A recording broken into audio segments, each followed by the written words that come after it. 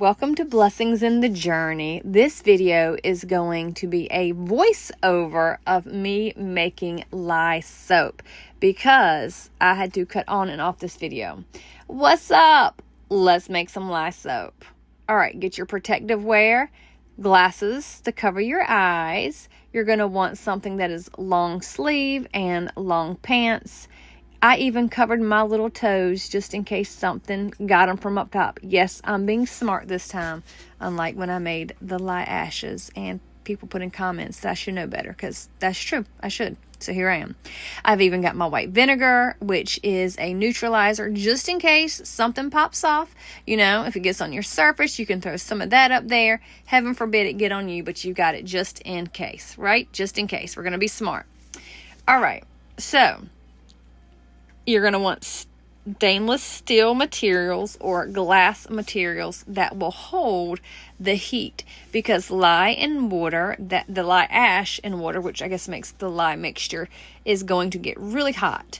And you're really going to want everything to be heated and cooled. Well, not like cool, but not boiling.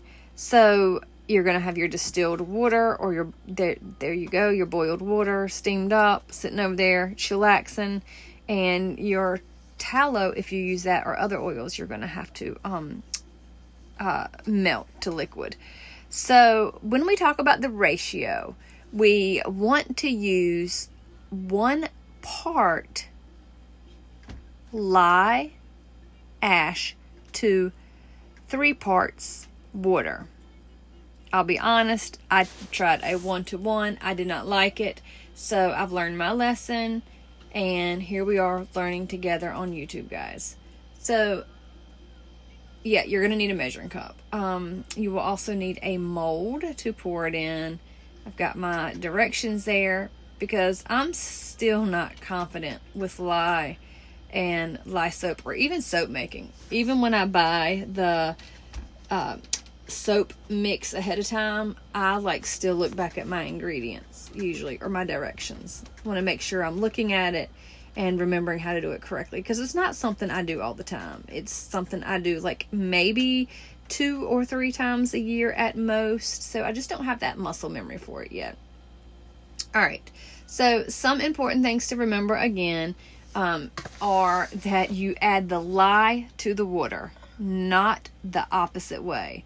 And it's best to go ahead and do it all at the same time, not have to go back and add more, which is a learning lesson for me too. I did that and it did not come out as clear as it should have been.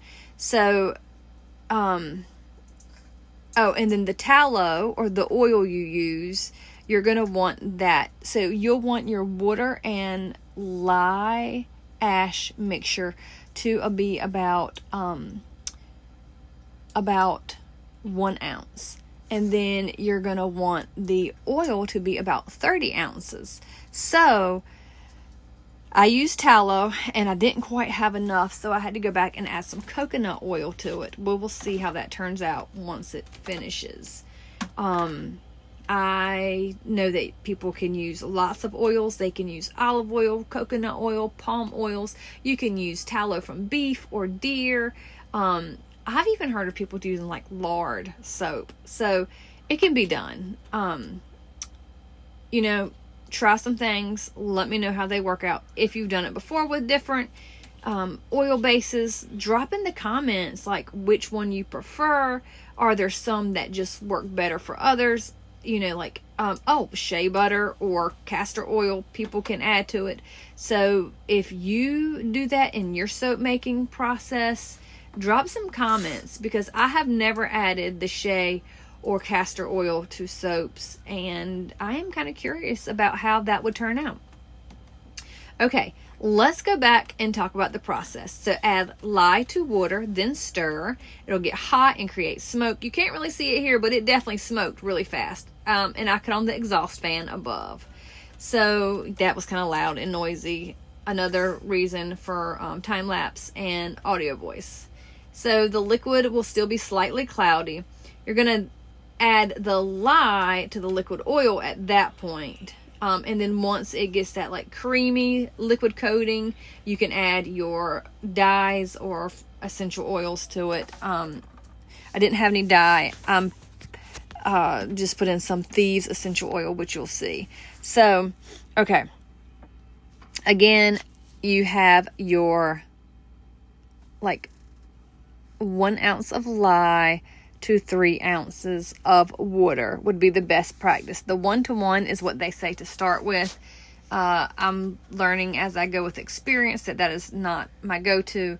And then you'll have about 1 ounce of the mixture once you've stirred it, and you're going to add in 30 ounces of your oil. Mine just happened to be the tallow mixed with the coconut oil. Then you're going to stir those until they make that soapy-like consistence. You can add your fragrance then, and you'll pour it into your molds. It's recommended that you store it in a cool, dark place for 24 hours. Thanks for watching.